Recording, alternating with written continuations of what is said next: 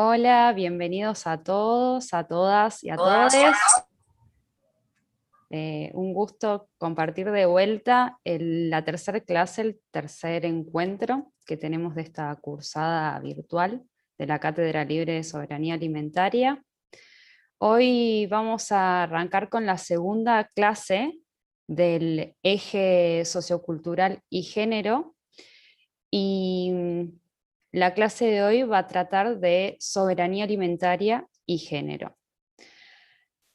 Antes de dar lugar y comienzo a la clase, quería contarles algunas novedades.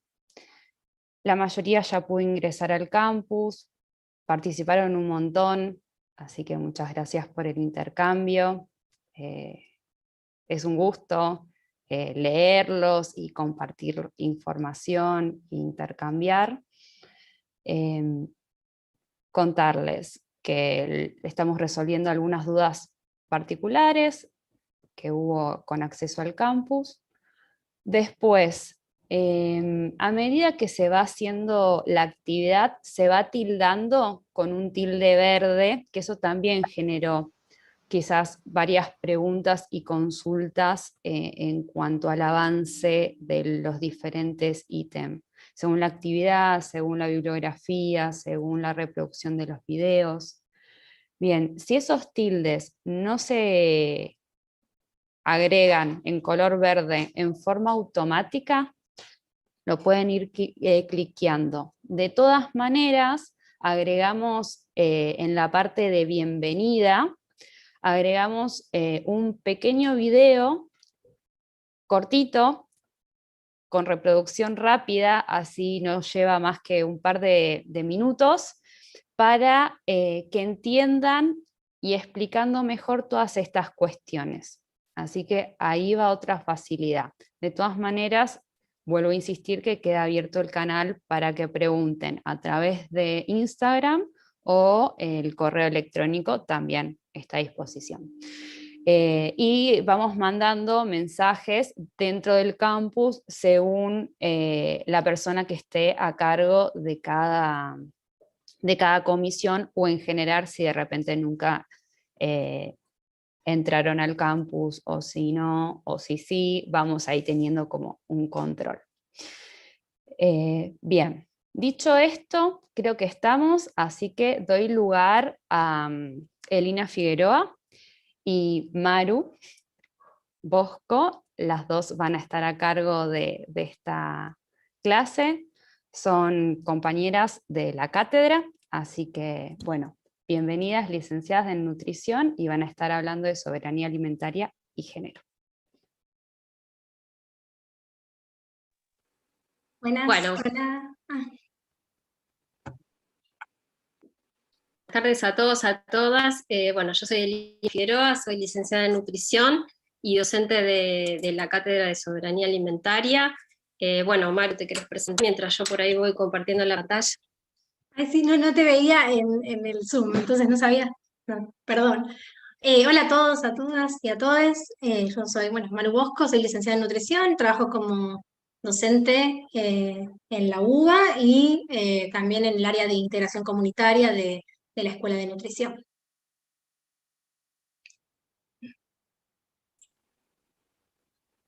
Bueno, en primer lugar, quería agradecer a todas y todos por haber participado en las actividades previas que estuvimos compartiendo por el campus. Tuvimos, bueno, una gran participación y parte de eso vamos a ir compartiendo en esta presentación, así que, bueno, un dato se...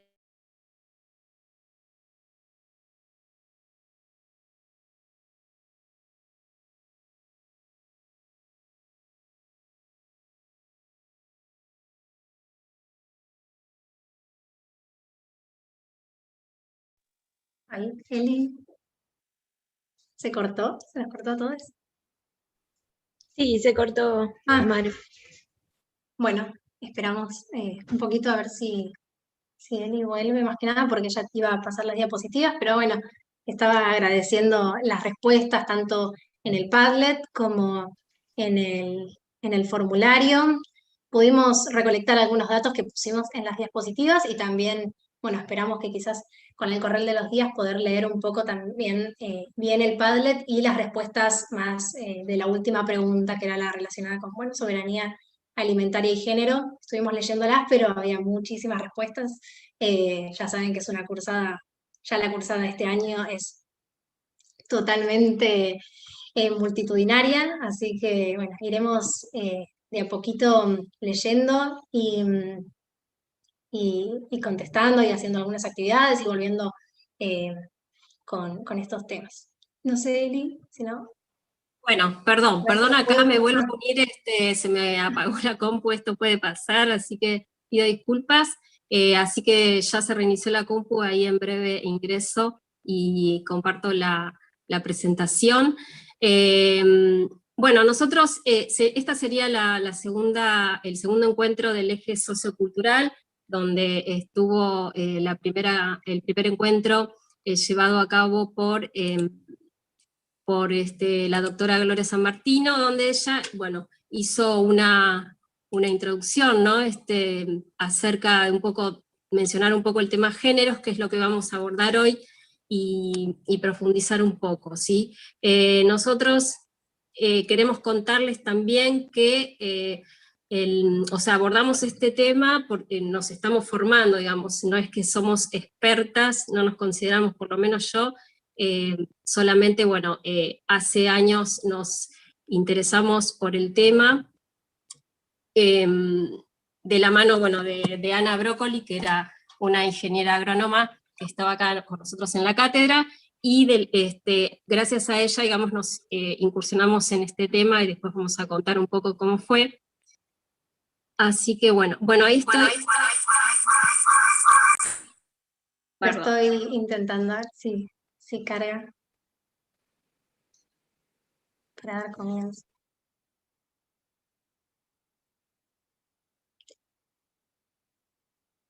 Bueno, Eli, ¿querés empezar? Ok.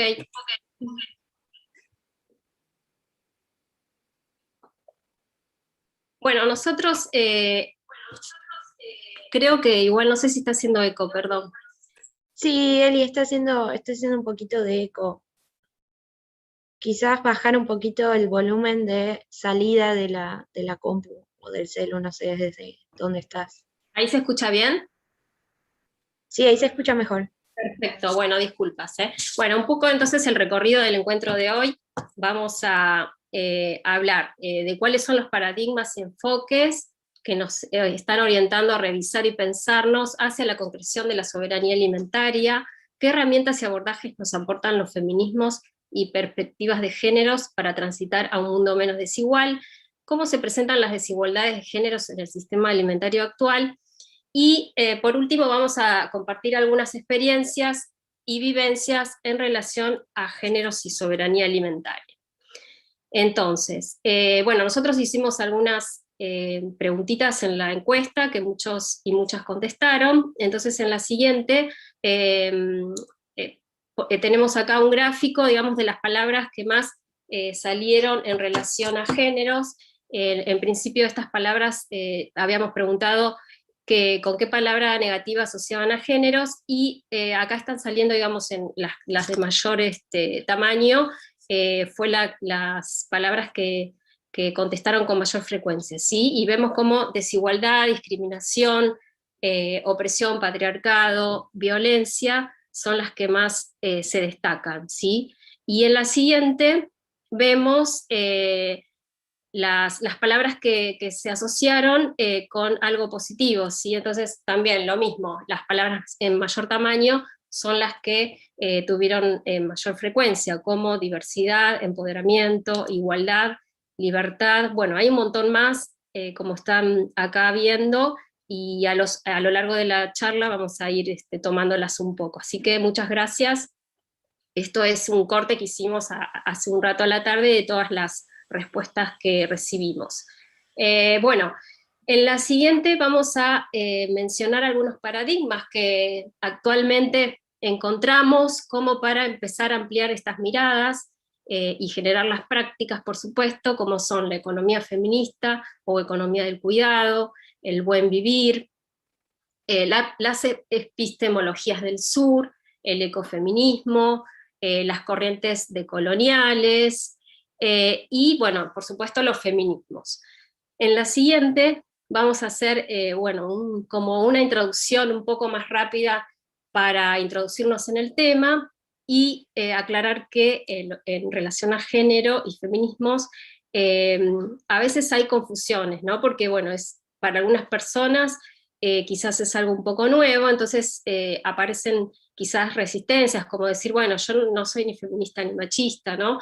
Pero al decir de Diana Maffia, podemos decir que cualquier persona, ya sea mujer, varón u otro, se puede considerar feminista si toma el compromiso de decir, ¿no? Que observo que las mujeres están sistemáticamente peor, esto me parece injusto, y voy a tomar este compromiso por impedir que en lo que esté a mi alcance esto no sea así, ¿sí? O sea, no es una cuestión de lucha de sexos o cuestiones que a veces nos quieren mostrar en algunos medios.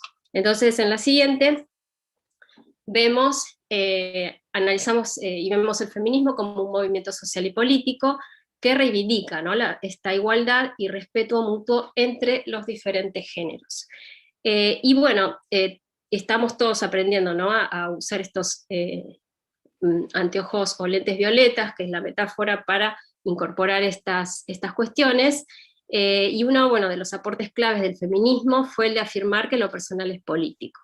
En la siguiente vemos entonces esta definición de patriarcado, ¿no? Que salió también mucho en la encuesta, que es un orden político que, digamos, sitúa en distinta jerarquía a todas las personas, pero en este caso en detrimento de las mujeres, ¿no? Entonces esto mantiene y reproduce la opresión y discriminación de las mujeres por medio de las estructuras sociopolíticas, ¿sí? Entonces esta distribución del poder es muy asimétrica y favorece entonces a los varones, tanto sea en lo político, en lo sagrado, religioso, simbólico, económico, etc.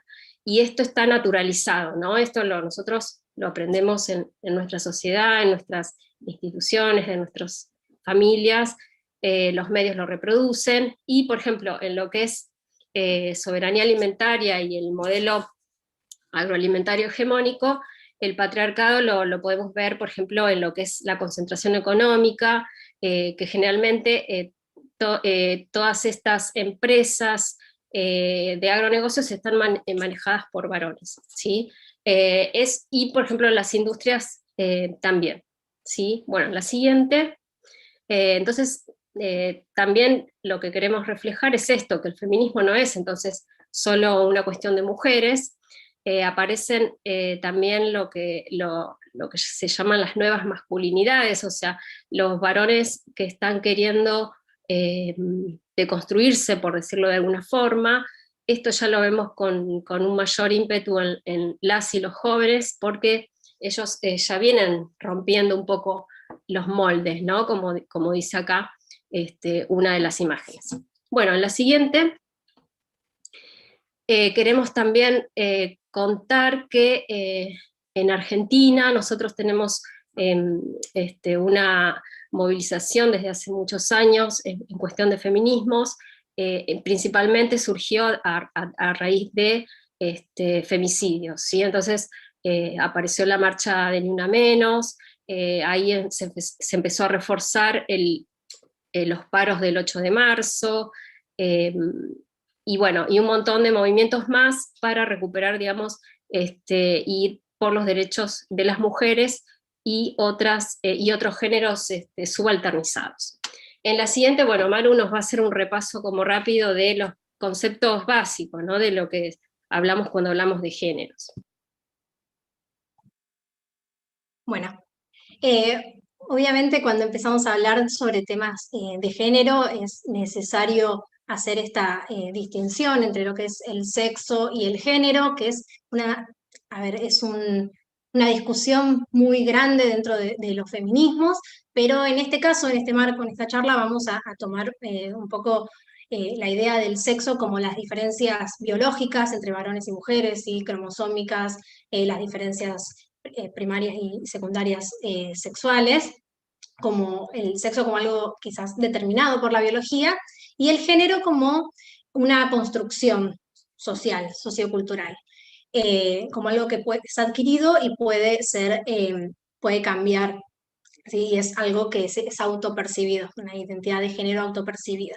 Obviamente hay corrientes que consideran que el sexo también es una construcción cultural, y bueno, es un tema a debatir, pero me parece importante aclarar que también cuando hablemos de mujeres a lo largo de la charla vamos a estar haciendo alguna referencia a mujeres cis, sin dar demasiados debates en estos temas incluidos bien en la identidad de género, porque mucho de lo que se basa nuestra charla, y mucho vamos a hablar también de la noción de cuerpo-territorio, vamos a hacer referencia a las discriminaciones, las vulnerabilidades que parten del sexo biológico de las mujeres, y cómo a partir de esa corporalidad surgieron, ¿no?, las diferentes discriminaciones por características biológicas, ¿no?, por una vulnerabilidad que parte de características biológicas. Entonces, hacer esa aclaración para no tener que estar aclarando cada vez que digamos mujeres a qué nos estamos refiriendo. Como hablamos recién, en cuanto al patriarcado, de hecho, no tiene una fecha de origen, no hay un momento en la historia en el que podamos decir que nació el patriarcado, pero sí que nace a partir de estas diferencias biológicas entre las personas y la asignación arbitraria a partir de esas diferencias biológicas de diferentes características.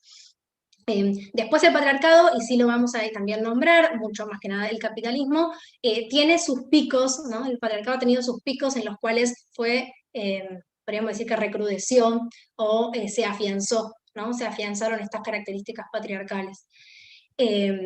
Pero como digo, nace de esta diferenciación esta diferenciación de características a partir de los sexos, que no solo fue de manera dicotómica, ¿no?, como el sexo, las mujeres se les asignaron diferentes características que a los varones de manera dicotómica, o sea, de manera que no pueden ser características que estén a la vez en la misma persona y son totalmente exhaustivas y excluyentes, como dice también, siguiendo a Diana Maffía, que ya la nombraron, que es una filósofa argentina muy conocida, y para quienes quieran adentrarse en temas de género es muy accesible.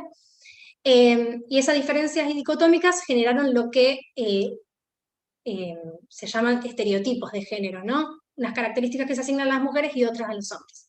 Como dice Diana Maffía, esto no sería tan terrible, no sería tan grave, más allá de que estereotipamos a las mujeres en un lugar y a los hombres en otro, sino que el problema mayor tiene que ver con que esas características fueron jerarquizadas, y las características que se asignan a los varones, ¿no?, las características de público, lo que tiene que ver con la mente, lo que tiene que ver con lo racional, fueron jerarquizadas sobre las características que se asignaron a las mujeres, como cuerpo, más que nada lo que vamos a hablar hoy está relacionado con el cuerpo, la esfera privada, lo que tiene que ver con la incapacidad, ¿no?, la subjetividad, la incapacidad de ser objetivas, o la incapacidad de ser racionales, sino más emocionales. Eso, además, lo que generó esa jerarquía fue estas relaciones de género, ¿no?, como el diferente reparto tanto de poder, de derechos, de valores, ¿sí?, de recursos. Y además se agrega que hay una característica más, digamos, del patriarcado, que tiene que ver con el androcentrismo. O sea, no solo se fueron dicotomías y jerarquizaciones, sino que además una de esas características se toma como referencia del género humano, y todo lo demás queda por fuera, ¿no? Bueno, acá el género, de vuelta traigo esta idea de que es una construcción sociocultural, que es adquirido y puede modificarse, y que se manifiesta como una construcción cultural y una relación asimétrica entre hombres y mujeres. Y en cuanto a la perspectiva de género, estos anteojos violetas que nombraba Eli, lo que quiero aclarar es que no es una mirada, ¿no?, es una mirada que reconoce que el mundo es diverso, y reconoce las violencias, las brechas, las discriminaciones a las mujeres, pero no es simplemente una perspectiva, ¿no?, o un punto de vista, o como un punto que se puede tener o no tener. Deberíamos como generar, de hecho por eso también muchas feministas están deconstruyendo esta palabra de perspectiva más desde un lugar de una conciencia feminista, ¿no? De reconocer eso, como decía Diana Mafía, de reconocer que las mujeres están peor, que eso está mal y que voy a hacer algo. Entonces, si quiero hacer algo, es que tengo que tener una conciencia feminista permanente y no solo una perspectiva que puedo tener o dejar, sino algo permanente.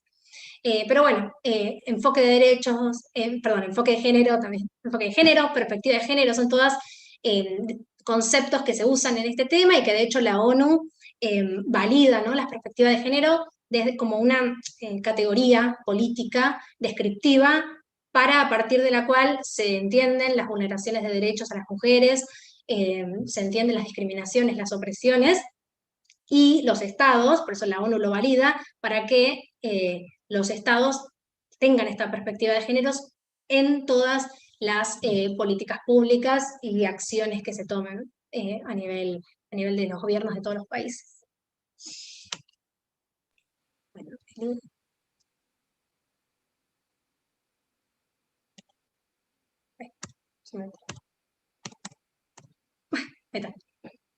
Bueno, Bueno, entonces un poco para continuar con el tema de perspectiva de géneros, en un material referido a lo que es investigación, encontré esta categoría, ¿no? Pero acá la estamos extrapolando a las acciones, a leyes, a la educación y a políticas públicas, ¿no? Entonces, cómo esta perspectiva de género tendría que ir en distintos escalones, ¿no? Por ejemplo, si las políticas son ciegas a los géneros, quiere decir que no lo están teniendo en cuenta, ¿sí? Entonces están reproduciendo este orden desigual entre los géneros. Después, en una escala mayor, vamos aumentando a perspectivas con conciencia de géneros, sensibles a los géneros, o sea, de tener en cuenta, primero sería esto, tener la conciencia, ¿no?, de este reconocimiento desde las desigualdades. Ya en el escalón de sensibles a géneros, por ejemplo, podemos tener políticas, investigaciones que tengan datos desagregados en cuanto a géneros, ¿sí? Hay muchas lagunas de información, muchos censos que por ahí no tienen en cuenta estas características, estas categorías. Después, bueno, ya un poco más arriba, el género como transversal, y lo ideal sería que todas estas acciones y políticas, investigaciones, sean transformadoras de género, ¿sí? Entonces esto tiene que ver con que podamos abordar las causas estructurales de la desigualdad, ¿sí? También esto quizás aplica a derechos, ¿no? Siempre todos los temas que vamos a hablar hoy tienen que ver con eso, y todas estas desigualdades, tanto ya sea de género, de clase o racial, tienen estructuras, digamos, que son difíciles de modificar, pero no obstante nosotros tenemos que tender, digamos, a que las acciones tengan este horizonte, ¿no?, de ser transformadoras de género, o sea que tratemos de orientar cambios para que haya estos cambios en los roles de poder, etcétera, ¿sí? Y que los cambios sean también a largo plazo y duraderos. En la siguiente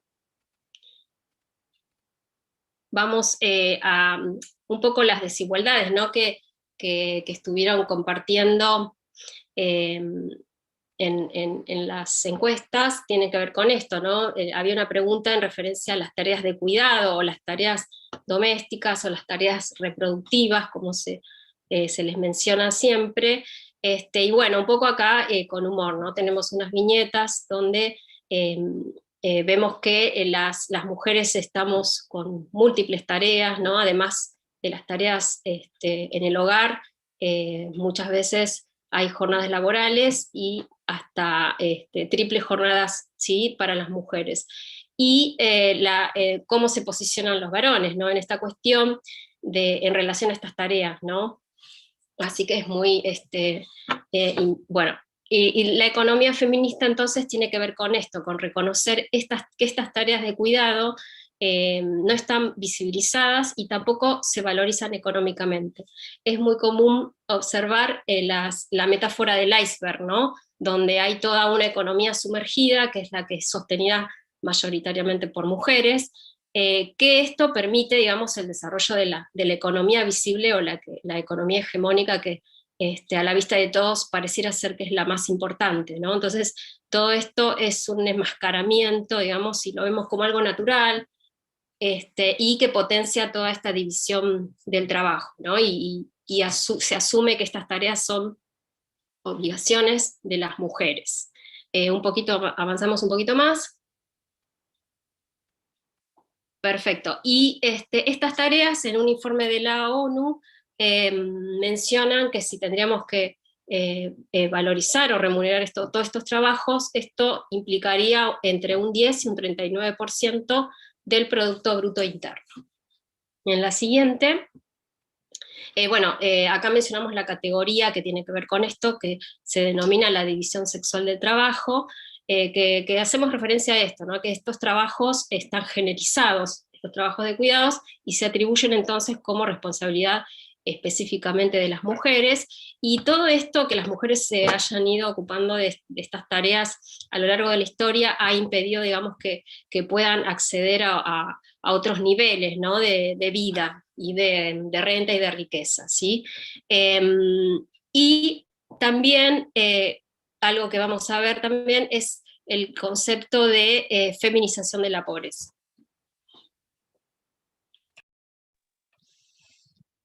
Bueno, en cuanto a la feminización de la pobreza, ahí traje un número un poco redondo, pero a nivel mundial el 70% de las personas pobres son mujeres. La feminización de la pobreza es un proceso que está dándose se da en todo el mundo, obviamente en algunas partes, como América Latina, donde esas tasas son mayores y tienen muchas variables, muchas explicaciones y causas. Con Eli trajimos las que nos parecen más importantes para entender y relacionar con la soberanía alimentaria y la situación de las mujeres indígenas, campesinas, rurales y productoras de alimentos, ¿no? Unas de ellas son las tasas de desocupación, otras que son mayores, ¿sí? en las mujeres, que ahora vamos a ver con algunos datos, y también después se los vamos a pasar este PowerPoint para que lo vean, para que vean bien las cifras, así no nos detenemos tanto en eso. Otra es la brecha salarial. Esto es en Argentina. Las mujeres ganan 4 veces menos que los varones, y esa brecha es aún mayor en el trabajo informal. Si las mujeres además tienen mayores tasas de trabajo informal, ¿sí?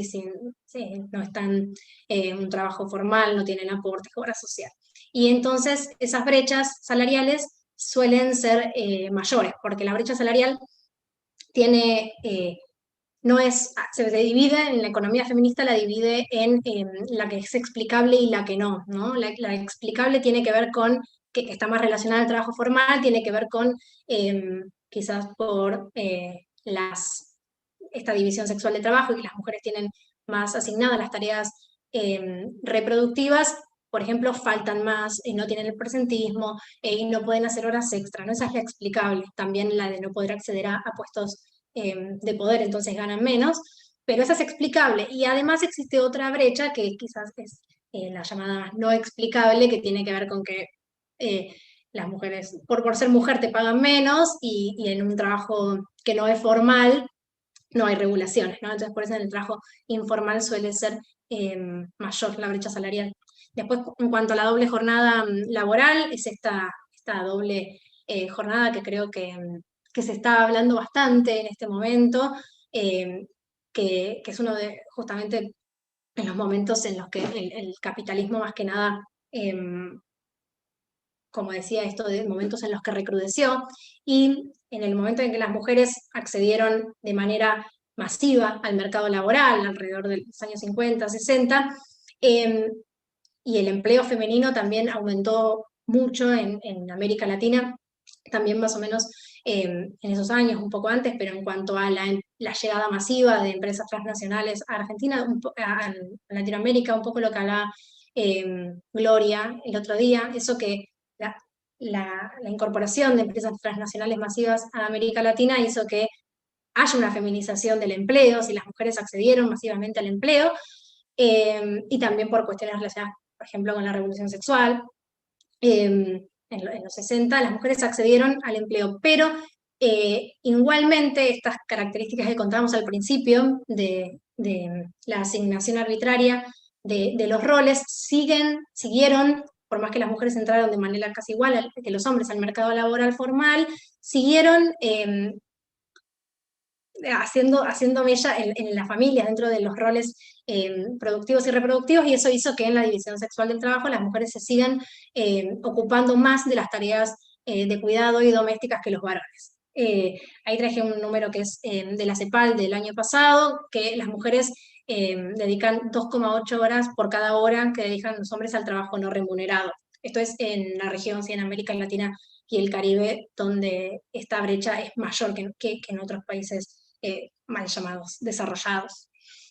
¿Sí? Y también otra explicación de la feminización de la pobreza tiene que ver con una triple jornada laboral, que es esta extensión del trabajo reproductivo y de cuidado y doméstico, no solo dentro del hogar, o sea, no solo productivo y no reproductivo, sino también lo que tiene que ver con lo comunitario. O sea, las mujeres son en general las que se encargan de extender ese trabajo de cuidados y doméstico hacia la comunidad, ¿no? Y esto es algo que vemos, y es muy importante al analizar lo que es soberanía alimentaria y lo que son las mujeres dentro de estos espacios donde hay grandes redes de la comunidad, y mucho más en épocas de crisis. Por eso ahí pusimos también esta foto, que las mujeres son en general las que más se encargan de lo que tiene que ver con las ollas populares, los comedores populares, ¿sí?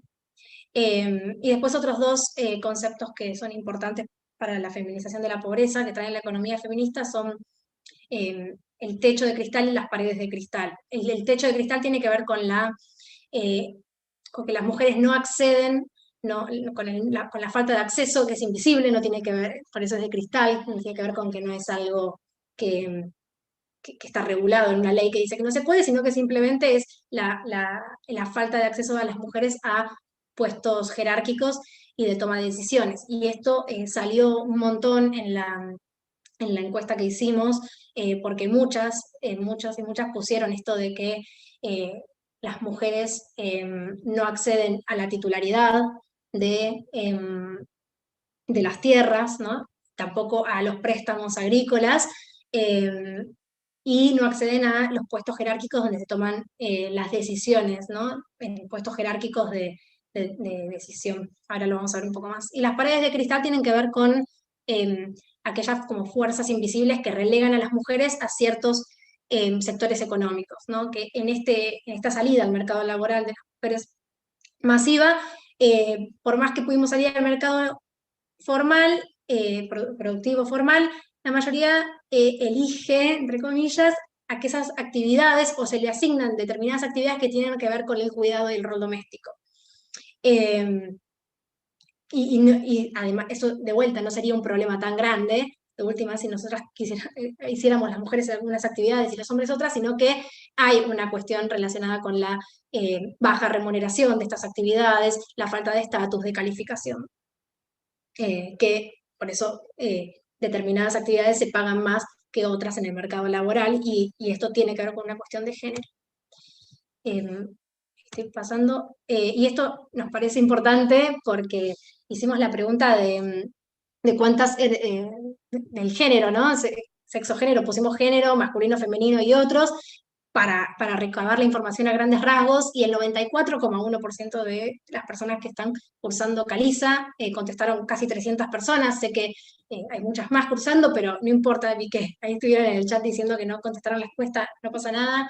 Queríamos tener como una representación así grande. El 94,1% son mujeres, por lo tanto ahí tiene que ver con las paredes de cristal, no tiene que ver con que las mujeres somos las que nos estamos haciendo estas preguntas, las que estamos en esta charla, pensando cuestiones relacionadas con la comunidad, con la alimentación, con los derechos, y también que estamos dentro de la cátedra libre, es de nutrición, y nutrición es una carrera súper feminizada, y tiene que ver con esto, ¿no? Con que es una carrera que que tiene que ver con la salud, pero más que nada con la alimentación y con cómo se cocina y con la cocina, por lo tanto tiene que ver con estos roles que no se nos asignaron, tiene que ver con cuestiones también estéticas, ¿no? Obviamente eso se está deconstruyendo un poco, pero uno piensa en ir a la nutricionista para adelgazar, entonces esto tiene que ver también con cuestiones estéticas y por eso está muy feminizada, y también con la historia de la nutrición que nació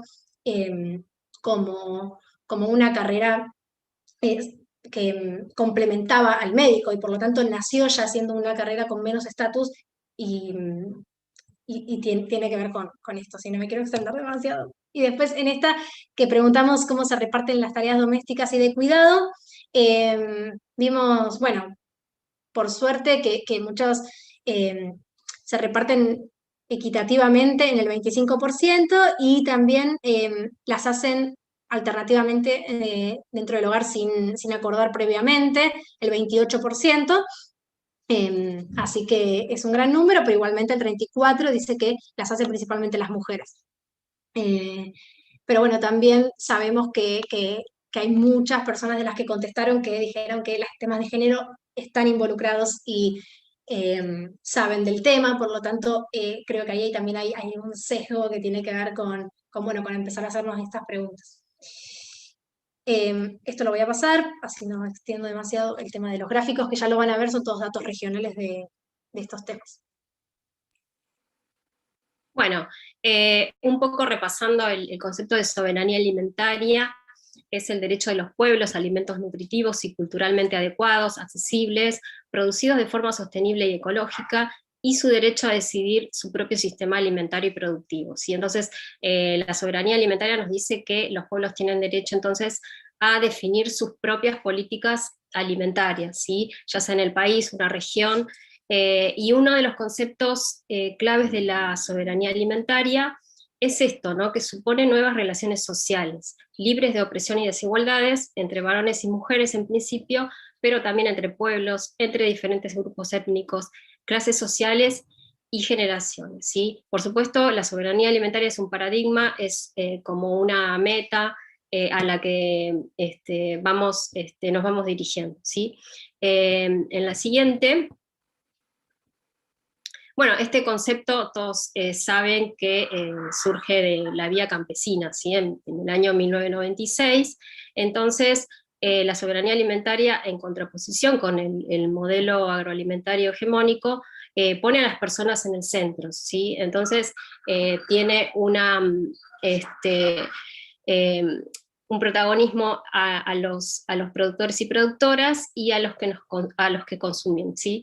Entonces, este paradigma pone en el centro a las relaciones y a las personas. En la siguiente, a ver si continúa.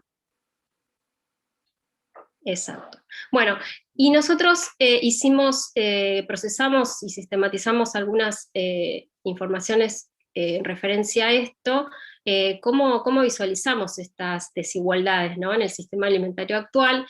Y un poco en relación a lo que mencionaba Maru, a la actual crisis que estamos viviendo, que es mundial, vemos que las mujeres están siendo las principales amortiguadoras, ¿sí? De la pobreza. Son las principales amortiguadoras en épocas de crisis. ¿Por qué? Porque se multiplica e intensifica los trabajos, ya sea fuera del hogar o en el hogar. Siempre tienen que salir a buscar los recursos para llevar la vida adelante, llevar la vida del hogar. Y acá mencionamos datos en referencia a la inseguridad alimentaria, que siempre hay una mayor proporción, en América Latina sobre todo, estos datos de mayor proporción de mujeres con inseguridad alimentaria, ¿sí? Un 32% en comparación con un número menor en varones de un 25%, ¿sí? Con datos de FAO del año 2020. También tenemos uno de los roles principales de las mujeres en el sistema alimentario tiene que ver con que son cuidadoras de vida, ¿sí? Esta en la parte productiva, ¿sí? Ya sea como mujeres a cargo de un predio o de prácticas productivas, son responsables de preservar la biodiversidad, son guardianas en general de las semillas, el conocimiento de las plantas nativas, ¿sí? Y sin embargo tienen escaso acceso a las tierras y a su titulación, ¿sí? Después vamos a ver gráficos, pero más o menos un porcentaje indica que un 20% de las mujeres pueden acceder o son titulares de los predios, ¿sí? En general, este rol en la producción a veces en predios que digamos, se cultivan de la forma hegemónica, como puede ser monocultivos, muchas veces las mujeres tienen una pequeña huerta, ¿sí? Atrás de sus casas, como para tener estos recursos alimentarios para las familias, ¿sí? Ya sea hierbas medicinales y otro tipo de alimentos que no son valorados comercialmente, ¿sí? Que tampoco se consiguen en el mercado. Otra cuestión también, bueno, tiene que ver con esto que mencionábamos acerca de las tareas de cuidado, que son las principales cuidadoras, proporcionadoras de cuidado en relación a lo alimentario, a todas las tareas que tienen que ver con la alimentación, ya sea la selección, la compra, la elaboración, la preparación, ¿sí? De los alimentos. Mucho de esto también lo han volcado todas y todos ustedes en la encuesta, ¿sí? Y hay un dato que menciona la UNESCO, que si las mujeres, hace un cálculo, ¿no? Que si las mujeres tuvieran el mismo acceso que los hombres a los recursos productivos, podría haber una reducción del hambre en el mundo, ¿sí? Entre un 12 y un 17%. Esto tiene que ver un poco, es un gráfico mencionado en el Atlas de las Mujeres Rurales del año 2017, donde lo mismo se ve que ya sea en las zonas rurales o urbanas, siempre las mujeres destinan mayor cantidad de horas a los distintos tipos de trabajo. ¿Sí? Esto se mantiene, digamos, esta desigualdad con distintos datos, pero esta proporción en general se da en todos los países. Y en referencia a la propiedad de la tierra, ¿no? Hay un gráfico, el de la izquierda, de un informe de género y ambiente del año 2020, donde vean ustedes en color rojo el porcentaje solamente de las mujeres propietarias, ¿sí? Mostrando esta desigualdad. Y el de la derecha es del Censo Nacional Agropecuario que se hizo acá en Argentina en el año 2018, donde menciona que solo un 20%, digamos, de las mujeres son propietarias. Y entonces esto, ¿no? Siempre la desigualdad tiene que ver, tanto sea por el acceso, ¿sí? No tener los recursos para acceder, por el uso, la transferencia o las herencias, ¿sí? Marcan estas diferencias. Últimamente, bueno, hay mucha movilización respecto de esto para que haya créditos, ¿no? Para poder acceder a la tierra de una forma mejor. La siguiente.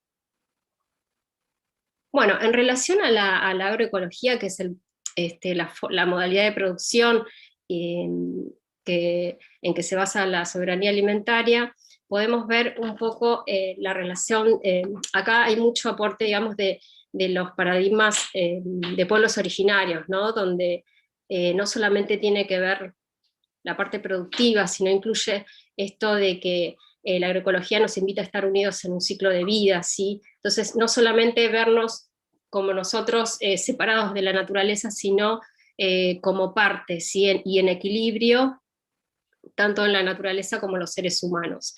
Y acá hay como esta dicotomía, ¿no? de la vida o la ganancia, ¿no? Entonces, hay mucho reflejo acá de estos paradigmas de los pueblos originarios, donde también ellos tienen esta como conexión mucho más allá, y si se quiere espiritual, con la tierra, tienen este concepto de la red de la vida, y bueno, y uno de los eslogan muy conocido es sin feminismo no hay agroecología.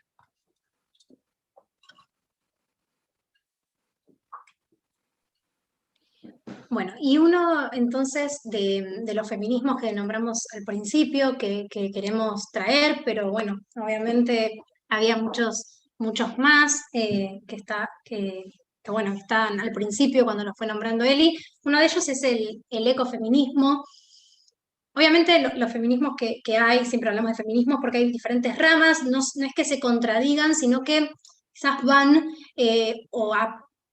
parten de diferentes nociones, ¿no?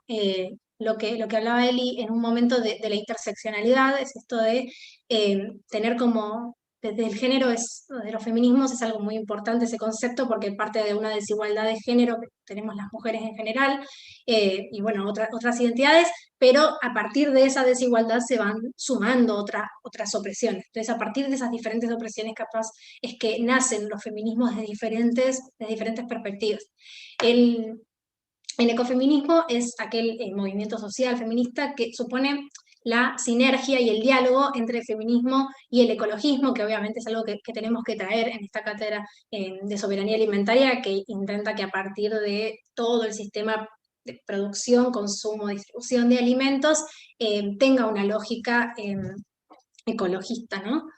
Y hay bueno, obviamente, como les contaba al principio, a partir del modelo de acumulación actual de capital en el que vivimos, que se basa en un sistema de producción, de una superproducción, que digamos en América Latina se indica o se ve más que nada en la primarización de la economía, ¿no? La producción de materias primas, y en el extractivismo en relación a los recursos naturales. Esas son como las dos actividades más importantes dentro del modelo de acumulación actual, por lo menos de la región, ¿no? De Latinoamérica. El ecofeminismo hace, y por eso la tenemos a Silvia Federici, que, bueno, muchos que están en tema la deben conocer, es una escritora muy importante sobre estos temas. Ella sostiene que la nueva acumulación de capital, esta acumulación de capital se hace, más que nada acá en América Latina, justamente por el extractivismo, a expensas del territorio, ¿no? De la apropiación de bienes y servicios que provee la naturaleza, que provee o que le extrae, mejor dicho, a la naturaleza. Y esta extracción, esta apropiación de los bienes y servicios la relaciona con el capitalismo en concreto, ¿no? Con esta incautación de los tiempos de las personas que el capitalismo le saca. Y obviamente se tiene que relacionar mucho más a esta incautación del tiempo que le hacen a las mujeres, ¿no? Para sacar ubicándolas como imperativo de género dentro de la esfera doméstica. Entonces, se parte desde el ecofeminismo desde este lugar de entendimiento de esto que dice Silvia Federici, también, bueno, del reconocer la ecodependencia, ¿no? La dependencia que tenemos como seres humanos con la naturaleza, y también la interdependencia, como la naturaleza también necesita que nosotros, como consumidores, como agricultores, como en todas las etapas del sistema productivo y en todas las personas que formamos parte del mundo, también entendamos esa interdependencia y cómo podemos destruir la naturaleza. Entonces, parte de ese entendimiento, y reconoce una vinculación, una relación entre lo que tiene que ver con las violencias a las mujeres con la destrucción de la naturaleza. Y acá se trae una noción de cuerpo-territorio que es muy importante y que dice, como que relaciona, ¿no? Que lo que el patriarcado le hace al cuerpo de las mujeres es lo mismo que el extractivismo le hace a los territorios. Entonces parte desde el conocimiento de que si entendemos a nuestro cuerpo como un territorio de lucha, como un territorio donde se marcan las desigualdades y las opresiones del patriarcado, vamos a poder también relacionarlo con la relación que tenemos con nuestro territorio, y cómo el extractivismo también intenta desde este lugar, primero, ¿no? Desde este lugar que yo les contaba, que es de donde nace el patriarcado, que es esta relación entre las mujeres y la naturaleza, cómo se identificó en base a cuestiones biológicas relacionadas con parir, menstruar, dar de amamantar. Con cuestiones biológicas se relacionó a las mujeres con la naturaleza, y a partir de ese momento, obviamente, hubo diferentes picos y diferentes sistemas que se que se nutrieron de esa relación, y más que nada, es lo que traen Silvia Federici, la acumulación de capital actual.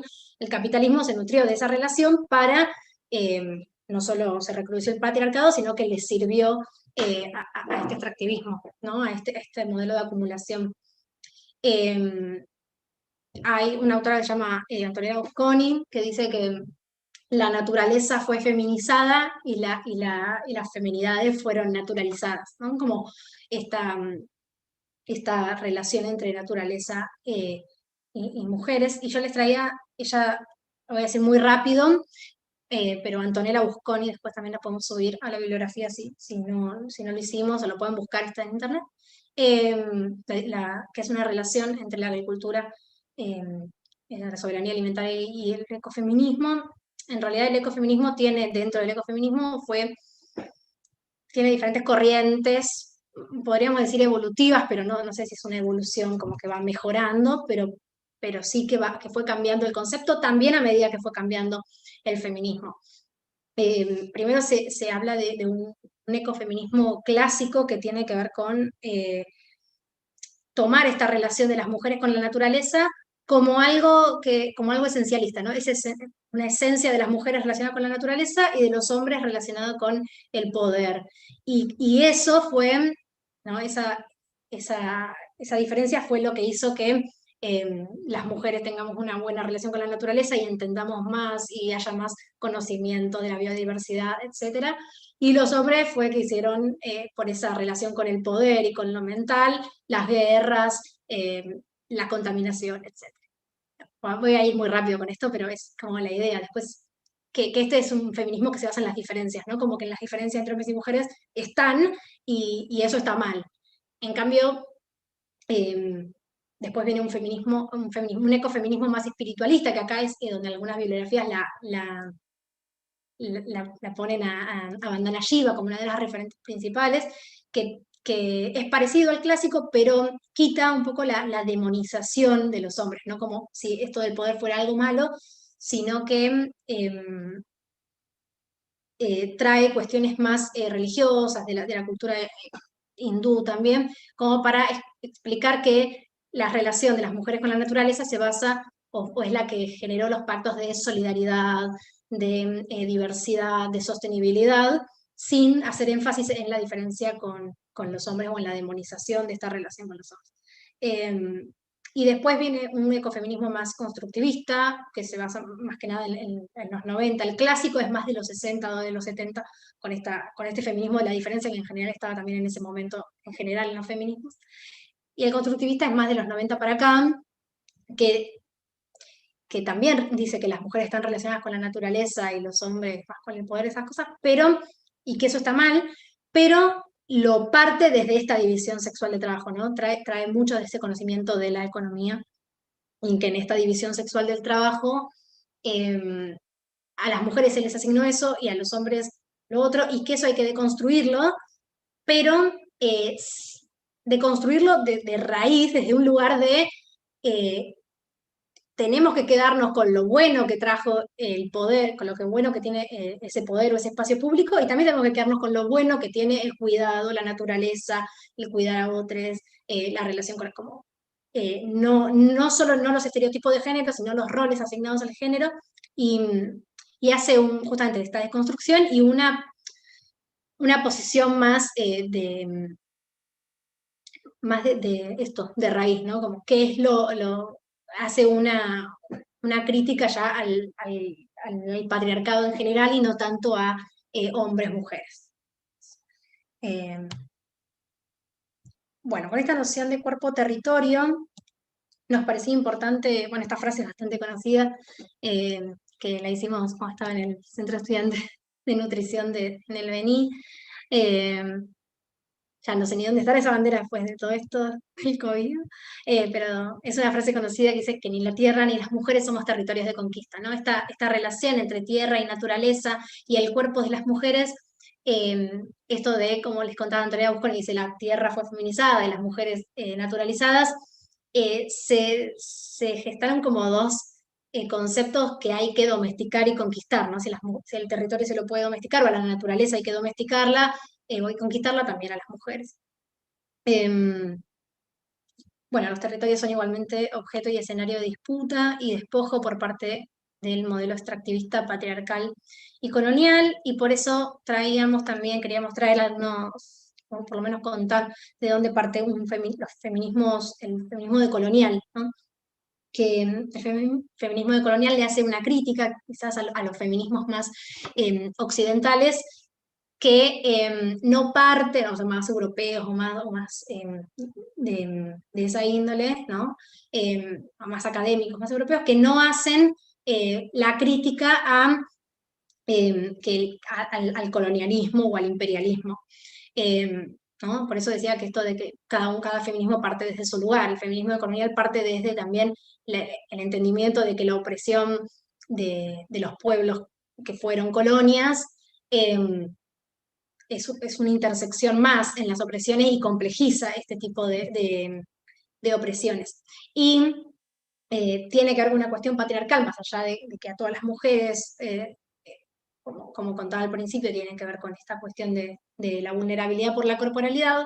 En aquellos pueblos que fuimos colonias, esta relación con el cuerpo y con el poder a través del cuerpo es más fuerte porque el colonialismo, es europeo, patriarcal, racista y discriminador, esto lo dice Carosio, dice que las ha simbolizado a las mujeres como cuerpos preferentemente erotizados convertidos en instrumentos para la sujeción y reproducción del colonizador. O sea, quedan nuestras marcas, estas, dentro de estas cuestiones cuando fuimos colonizados, las violaciones a las mujeres que estaban nativas, ¿no? Entonces trae también esta relación, que más que nada de vuelta se basa en el sexo, por eso lo quería aclarar al principio, pero complejiza las subordinaciones de las mujeres en los países latinoamericanos, y por eso también hay que traerlo cuando hablamos de agroecología y de soberanía alimentaria en nuestros países de la región. Y bueno, acá les traigo un concepto que quizás si se interiorizan en el tema lo escuchan y empieza a sonar, que es el término de soberanía del cuerpo. Dora Barrancos, que es otra filósofa, podríamos decir, no es filósofa, pero podríamos decirle así. Dora Barrancos dice que no hay soberanía mayor que la soberanía del cuerpo. Cualquier soberanía de la que empecemos a hablar, ya sea bueno, alimentaria en este caso, pero podríamos hablar de la soberanía económica o cultural o política, diferentes soberanías siempre tienen que partir de una soberanía propia, ¿no? De una soberanía del cuerpo, de aquellas personas que le están dando lucha a esa soberanía. Entonces, tenemos que partir de una soberanía de los propios cuerpos, de las decisiones sobre los cuerpos, sobre la orientación sexual, sobre si queremos o no ser padres, madres, si queremos o no sobre el aborto. Bueno, todas esas soberanías relacionadas con el cuerpo para empezar a dar lucha sobre las otras, ¿no? Entonces la soberanía del cuerpo se relaciona en un punto con la soberanía alimentaria, en que las mujeres, ¿no? En que todos debemos ser sujetas libres, capaces de decidir sobre el modo de vida, el propio cuerpo, y reconocer opresiones, violencias, discriminaciones relacionadas con el sexo y con la etnia y con la clase, etc. Y aquí les traigo un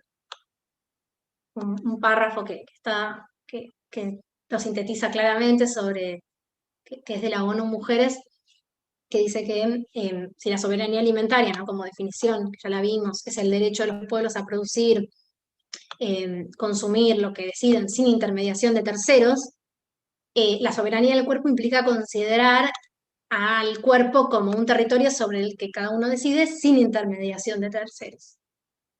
Entonces aquellas mujeres, igual lo va a contar un poco Eli, pero en el primer encuentro nacional de mujeres trabajadoras de la tierra, de la UTT, se nombra esto, ¿no? Como que reconocemos que la violencia que se le hace a nuestros cuerpos es la misma que se le hace a los territorios. Viene por ese lado. Y bueno, ahora vamos a mostrarles más que nada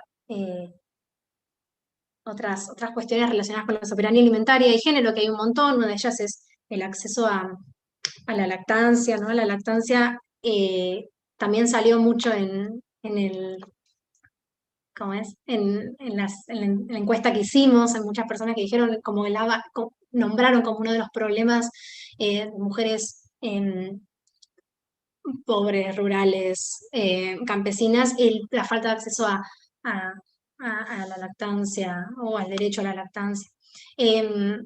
Y queríamos traer también con el término lactancia humana, no hablar, ¿no? Y también sabiendo que hay muchas personas que son estudiantes de nutrición o nutricionistas, eh, la idea de como militar un poco la causa desde un lugar de no decirle más lactancia materna, sino lactancia humana, por varias cuestiones. Una tiene que ver con que, no solo las mujeres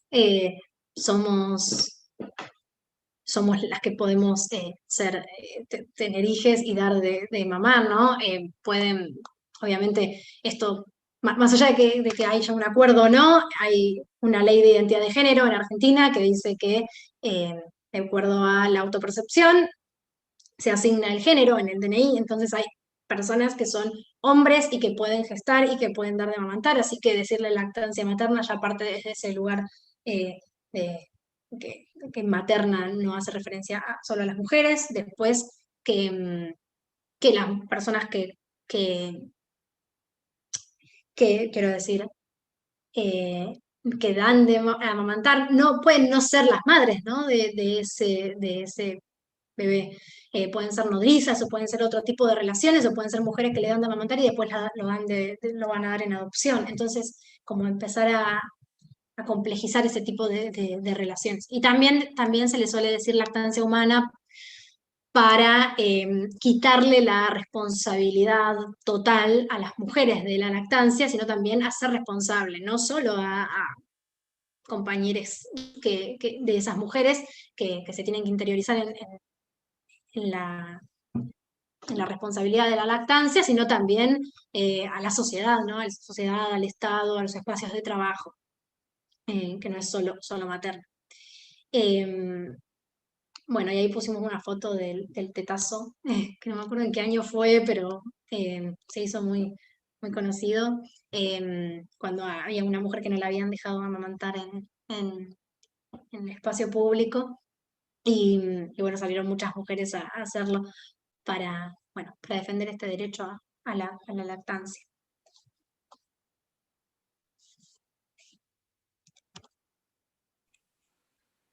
Bueno, y qué decir, ¿no? Acá tenemos a Miriam, ¿quiénes son nuestras lideresas? Bueno, Miriam fue la que trajo el concepto, ¿no? De soberanía alimentaria hace muchos años, pero sin embargo, desde hace 2 años, bueno, viene acumulando condecoraciones como doctora honoris causa de varias universidades, ¿sí?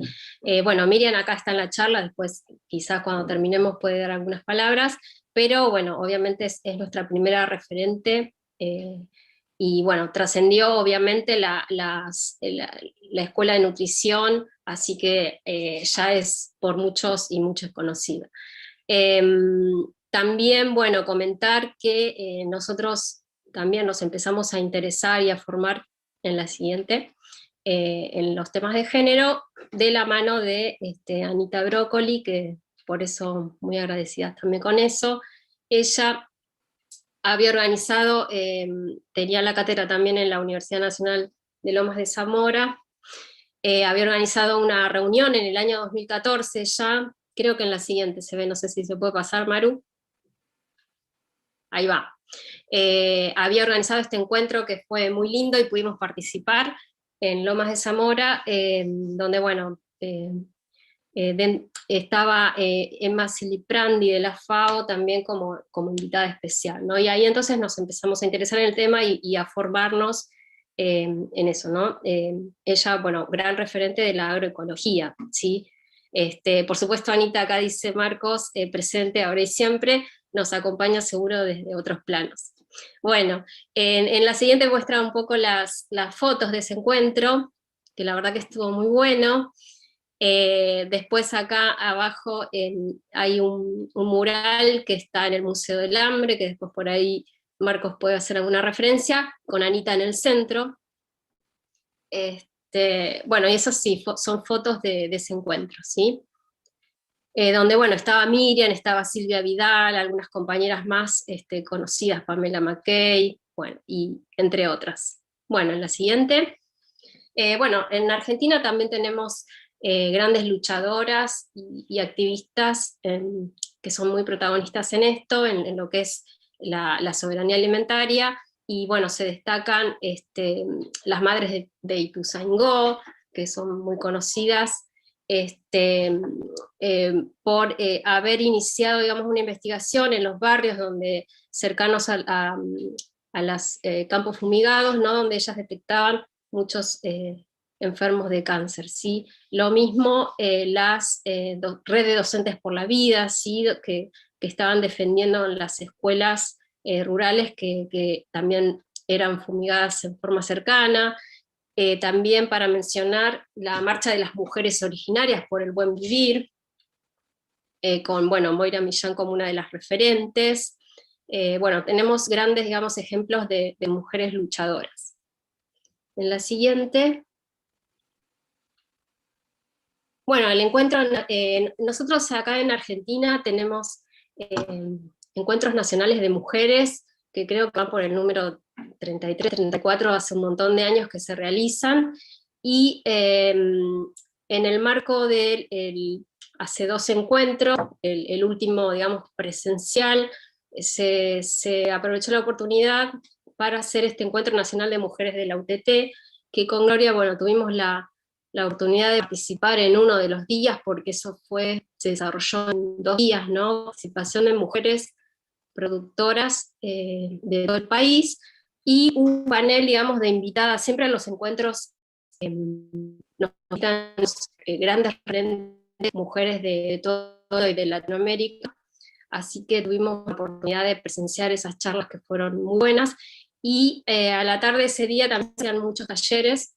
Nosotros coordinamos uno con Gloria, pero había talleres de distinto tipo, ¿sí? Para formación de las mujeres.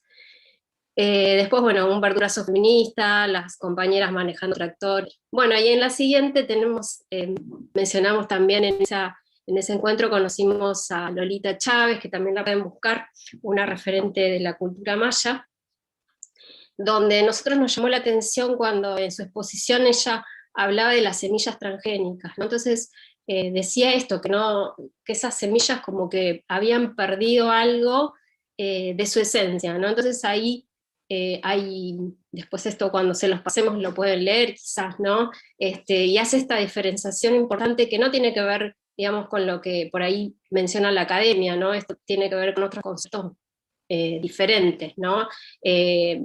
Y como mencionábamos hoy, parte de esa visión que se tiene de la vida, ¿no? Que todo lo que existe tiene vida, todo lo que tiene vida tiene espíritu tiene energías, movimiento, tiempo y espacio, ¿sí? Entonces, esta concepción es mucho más abarcativa, es muy diferente que a nosotros quizás nos comprender, pero bueno, es muy interesante toda la cosmovisión que aportan y todo lo que podemos aprender.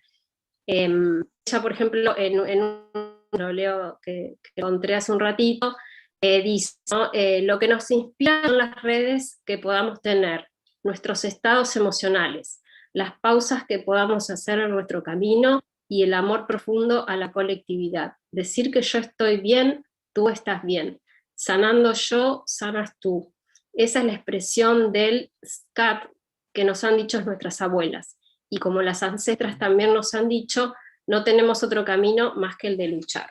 Sí, bueno, es una referente importante que después quizás también puedan investigar un poco su historia, ¿no? En la siguiente. Bueno, otro punto que también tomó Gloria en la clase pasada, entre el pasado, tiene que ver con las culturas alimentarias y los saberes, ¿sí? Como dijimos, las mujeres se ocupan de estas tareas de cuidado y también de mantener estas recetas con alimentos naturales, ¿no? Porque todo lo que es la agroindustria sabemos que no tiene muchos años de desarrollo, las comidas, digamos, ancestrales, aún en día se conservan, lo que pasa que, bueno, no están muy visibilizadas. Así que nosotros en cada encuentro siempre aprendemos nuevas cosas, nuevas bebidas, nuevos tipos de comidas. En la siguiente, también, bueno, participamos en proyectos de extensión, acá es en la colonia de UTT de Jauregui, ¿sí? Aprendimos con las mujeres, nos mostraron cómo se realiza la cocción del maíz con cenizas, que es una técnica ancestral. Pensar que esta forma de cocción del maíz tiene miles de años, ¿no? Entonces continúa hasta hoy. Por supuesto que es un poco trabajoso, ahí lo vimos, pero tiene mucho significado y cambios, digamos, en el aporte nutricional de los granos y del maíz para la nutrición. También en la siguiente, o sea, nosotros estas experiencias las hemos desarrollado junto con estudiantes, y entonces tienen una aproximación a las agricultoras, a ver la forma de producción, cómo se producen los vegetales, y por supuesto nos interesa también la parte de culinaria, ¿no? Como verán. Bueno, en la siguiente, también, bueno, esto es más una experiencia, bueno, lo de Humitas también fue otro encuentro, también en la colonia, y en la última diapo, las fotos son de talleres que estamos realizando actualmente desde el área de alimentación, que son 3 talleres en cada sede, en cada lugar, que generalmente son comedores, o, como verán, zonas rurales. Por protocolos de COVID los hacemos todos al aire libre, como verán, frío, calor, no importa, así que eso es lo que estamos llevando a cabo hoy, con esta concientización acerca de lo que es la soberanía alimentaria, el género, cómo consumir los alimentos sanos, o sea, cómo podemos tratar de incorporar estos alimentos agroecológicos y naturales en nuestra alimentación. Y bueno, como para finalizar, y después los compañeros también pueden compartir, si se animan, bueno, algunas reflexiones finales en referencia a la soberanía alimentaria. Habíamos leído que se puede presentar como una opción para desfeminizar la pobreza, ¿sí? Todos los conocimientos que tienen las mujeres, que vienen desde milenios, como dijimos, en referencia a lo que es las semillas, las habilidades culinarias, todo lo en referencia a hierbas y demás, deberían ser valorados social y económicamente. Y tener en cuenta la soberanía alimentaria como paradigma para lograr los sistemas alimentarios más justos. Así que, bueno, nos quedan un montón de temas, es amplísimo el tema géneros. Vimos ahí en el muro de Padlet que han compartido un montón. Seguramente algunas bibliografías más podemos subir si están interesadas, pero bueno, más o menos este es el recorte y las reflexiones que nosotros consideramos para compartir.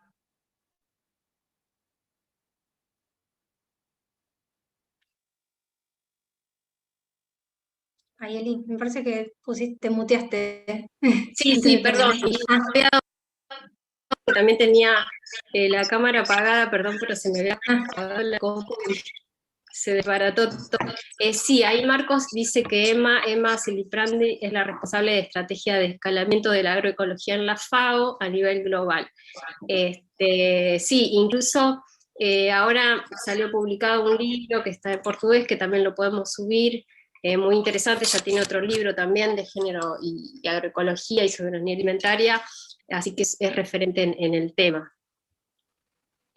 Hay muchas autoras ahí, estuvieron preguntando, bueno, Silvia Vidal acá en Argentina tiene el libro de ecofeminismo, bueno, bibliografía, la verdad que hay un montón, y por ahí algunos más podemos subir al Padlet, si les interesa, a los que, bueno, para profundizar y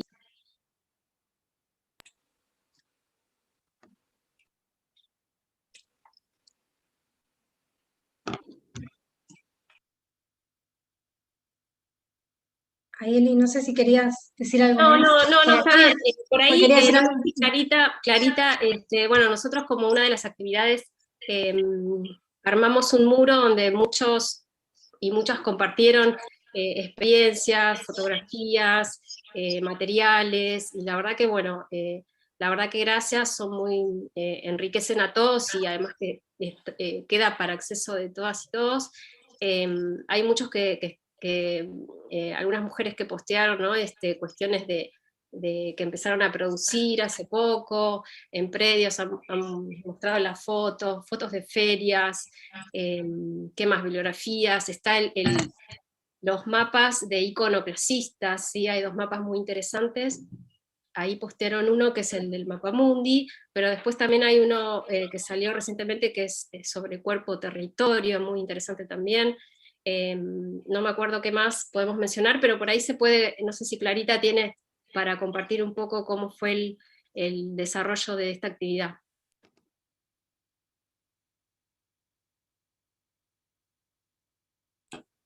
Sí, también como tenemos 2.000 participantes, y también vemos que hay personas de distintas regiones de nuestro país o de otros países también, han posteado bastante, así que esto nos permite por ahí tener este intercambio, ¿no? de, de experiencias, y la verdad muy rico, y agradecemos esta posibilidad que nos dieron. Sí, yo quería, antes que den las pautas, Ahí a ¿no? medida que iba hablando Eli, iba mostrando lo del foro. Yo quería contestar una pregunta que había leído. Primero, gracias por las palabras lindas que estoy viendo en el chat, a ver si podía agarrar alguna pregunta. Alguien había preguntado sobre la brecha, en qué países, cuál es el país mejor. La verdad es que no sabría en América Latina, pero sí, si les interesa el tema, más que nada de economía, como las referencias, en general las referencias no solo en economía, sino en igualdad de género, de los países, son más que nada los países nórdicos, no sabría cuál decir en cuanto a la brecha, pero sí que, bueno, Islandia, Dinamarca, Suecia, son aquellos países que presentan mejores índices de igualdad de género, tanto en posición política de las mujeres, de representación política en los lugares de poder, sino también en económicos. Pero un dato interesante sobre ese tema es que son uno de los países que mayores niveles de violencia de género muestran. Entonces también está interesante para pensar eso. Y bueno, ya que estaba, porque alguien puso que íbamos muy rápido y que les gustaría, quería contarles, bueno, también muchos son nutricionistas, muchos y muchas, que yo tengo un Instagram que se llama @nutrición feminista, donde trato como de debatir un poco con nutricionistas más que nada, y también con otros profesionales de salud, con la comunidad en general, pero me interesa que si están interesados en este tema de género, también podamos como dejar esa vía de comunicación abierta, que me interesa mucho de construir algunas cuestiones o romper desde esos lugares. También algo que, bueno, no hablamos mucho, pero sí el abordaje de salud a personas que no entran dentro de la hegemonía, no solo de los cuerpos hegemónicos en cuanto a cuestiones estéticas, ¿no? O mucho de lo que vemos en nutrición, bueno, no me quiero explayar, pero también en las identidades de género y el poco abordaje que tenemos como nutricionistas, conocimiento que hay sobre cómo se aborda la salud de las personas trans, integral de las personas trans, que lo quería traer como, bueno, ayer fue el Día del Orgullo, entonces quería también traer eso y bueno, dejarlo por si les interesa también ir investigando sobre esto, debatiendo y que no se corte. Listo, gracias. Sí, por ahí invitamos al resto de los compañeros de la cátedra a comentar algo. Miriam, ahí no sé si está escuchando. Pero bueno, la presentación vamos a pasar a un PDF y la subimos a la bibliografía. La de Gloria también, podemos hacer lo mismo, así ya les queda, y por ahí en los gráficos o la información que cortamos están las fuentes, ¿sí?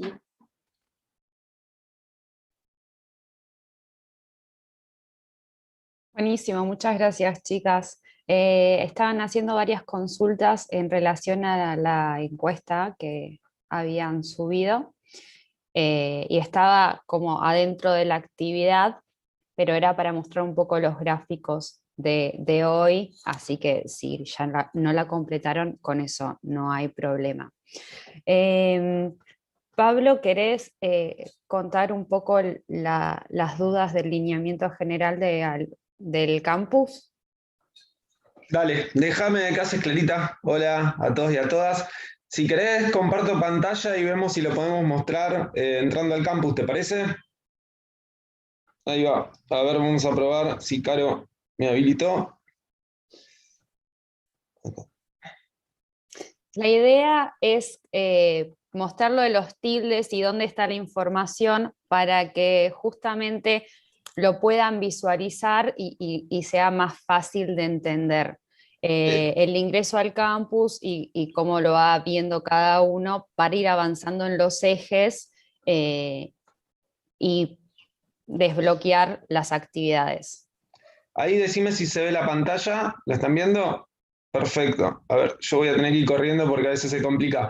Bueno, la mayoría, todos los inscriptos al campus, por más que hayan o no recibido el mail, aunque ya lo hemos mandado varias veces, tienen que ingresar al campus de FEDUM, que la dirección es esta, campusvirtual.fedum.com.ar, y van a tener que ir acá donde dice entrar.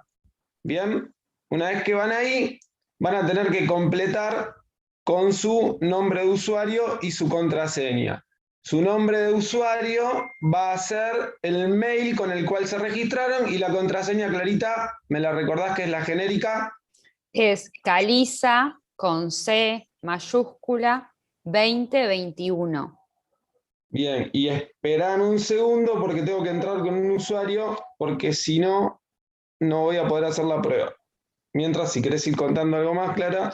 Bien, bueno, es una contraseña que les pedimos que por favor después la modifiquen y recuerden esa contraseña que modificaron. Si se la olvidaron o con la que nosotros le damos no pueden ingresar, intenten poner el cartelito verde que dice ahí, olvidé su nombre de usuario, contraseña, para regenerarla. Como primera instancia, si ya ahí no pueden, comuníquense con nosotros, pero vendrían a hacer como todos los intentos que deberían hacer. Un segundo, bien. Perdón. Contarles que con esta clase ya se desbloqueó el tercer eje, que es el eje de derecho a la alimentación adecuada. Listo, Clarí, acá estoy. Bien. Bien, ahora una vez que están adentro, van a ir al curso, que acá lo ven, Cátedra Libre de Soberanía Alimentaria. Van a entrar al curso. Ahí está. Bueno, bien, ¿qué es lo importante? Acá van a tener todos los módulos. Si se fijan, hay 3 módulos que tienen un color más oscuro y hay 3 módulos que están como pintados suavecitos. ¿Eso qué quiere decir? Les va a ir marcando qué módulos están habilitados. Bien, ustedes, el primer módulo que van a entrar, si nunca entraron, es al de bienvenida, que es la introducción. Al entrar al módulo de introducción van a tener explicado cómo es todo el curso. Van a encontrar un videíto que explica más o menos lo que voy a explicar yo ahora, pero igualmente lo vamos a ir viendo. Como ven, acá están las actividades que planteamos en cada eje temático. Siempre va a ser similar, van a encontrar el video de la clase o el acceso al video y un foro de actividades, además de la bibliografía. Bien, como ven acá el foro de avisos generales, como es un foro que ya está diseñado por el campus, no tiene ningún circulito al lado derecho. Pero la actividad de presentación y la clase inaugural del curso a la derecha tienen un redondel clarito. Bien, ¿qué quiere decir esto? Que la actividad ustedes la tienen que hacer. Y es importante que hagan las actividades porque hay actividades que están encadenadas. Y si ustedes no hacen la actividad anterior, no les va a permitir hacer la siguiente. ¿Cómo se desbloquean estas actividades? Ustedes en el foro de presentación van a tener que entrar y presentarse. Una vez que se presentan, se va a marcar automáticamente. Y si no se marca, ustedes lo pueden marcar como voy a hacer yo ahora. Y les debería aparecer, bueno, que como siempre uno, porque acá no me deja, ahí está, ahí aparece marcado. ¿Qué es lo importante? Por más que ustedes lo marquen y no lo hagan, el sistema tiene como una inteligencia que no se los toma como realizado. Si ustedes cliquean pero no lo hacen, es como que no lo hicieron, con lo cual tienen que realizar la participación. ¿Y por qué es importante esto? Miren, vamos a marcar también que vimos la clase.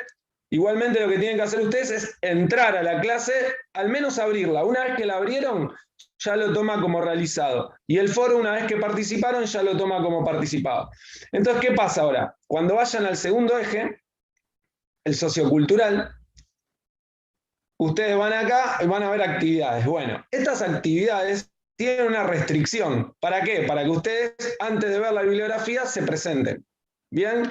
Con lo cual, yo no puedo acceder a la bibliografía, como ven acá. ¿Por qué? Porque puse que participé de la presentación, pero en realidad no lo hice. Hasta que yo no escriba, hola, soy Pablo, estoy muy contento de estar en el mejor curso de soberanía alimentaria que van a poder participar y donde están las mejores compañeras y compañeros, no les va a destrabar. Una vez que ustedes ponen todas esas cosas lindas y aparte se presentan, les va a permitir ver la bibliografía.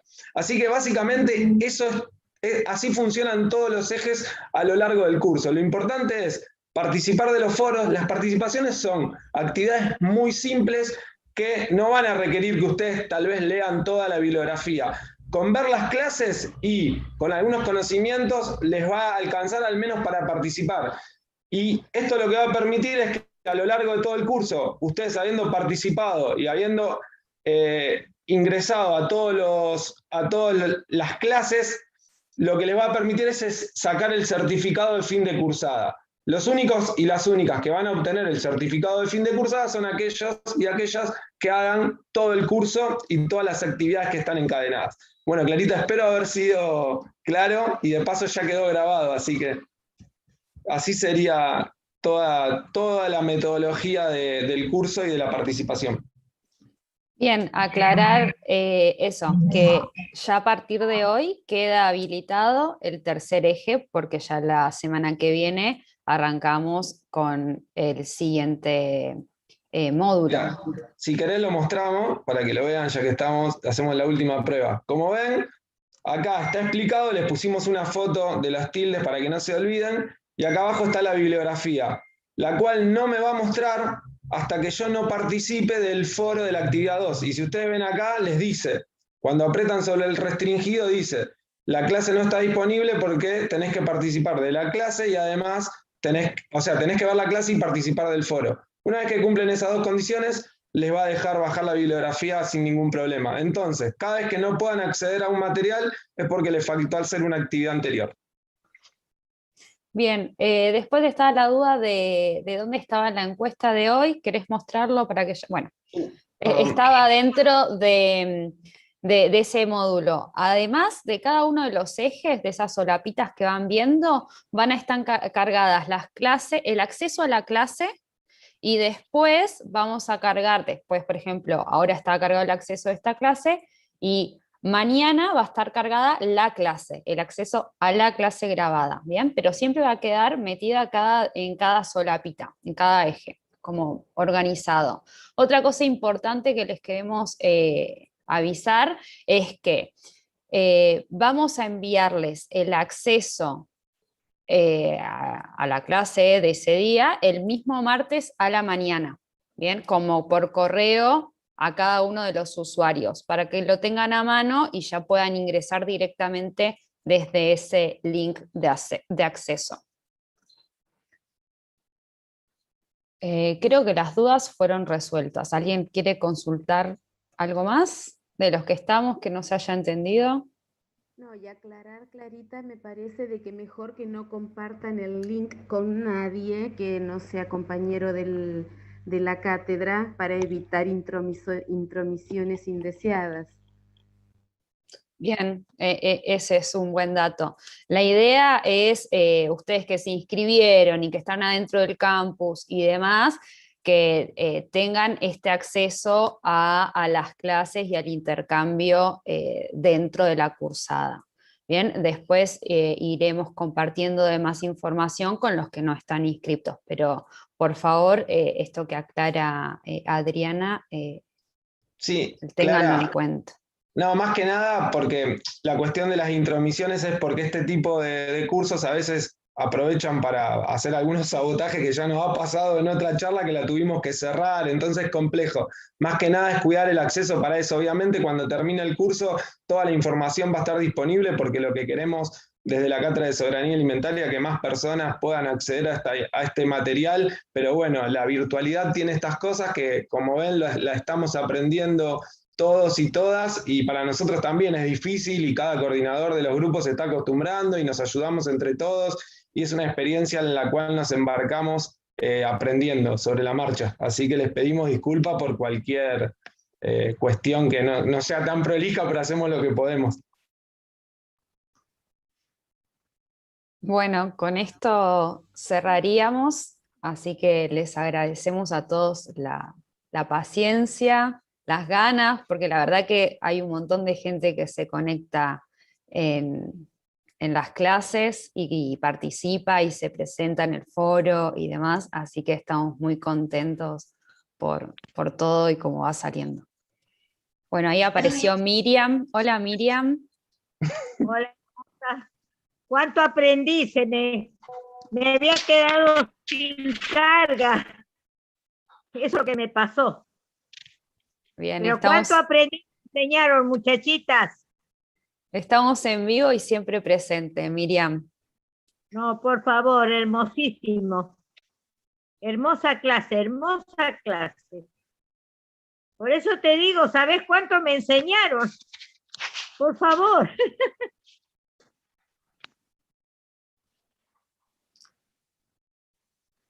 Bueno. Quería, Clary, comentar que vi muchas preguntas sobre la bibliografía. En general, vamos a poner todas las clases bibliografía para que ustedes, no hay obligatoria toda recomendada para que cada uno amplíe lo que le parezca. Cuando haya actividades obligatorias o participaciones o algo obligatorio, lo vamos a aclarar desde la cátedra, ¿sí? Pero si no, ustedes avancen con las bibliografías que recomendamos y participen en las actividades que vamos proponiendo, y algunas que sean obligatorias lo vamos a aclarar, las que sean obligatorias para avanzar. Perfecto, Maru, después de la clase nos pasan el PDF y con Clarita ya lo dejamos en el módulo, junto con algún material que surgió de esta clase, así que Clara, después nos ocupamos de eso. Muy bien, bueno, agradecerles y cerrar la clase de hoy. Gracias por el tiempo. Hasta luego. Gracias. Chao. Gracias. Chao, chicos, chao. La verdad, con Marcos comparto, un orgullo ver cómo trabaja el equipo. No nada. Creo que seguimos transmitiendo. No son mis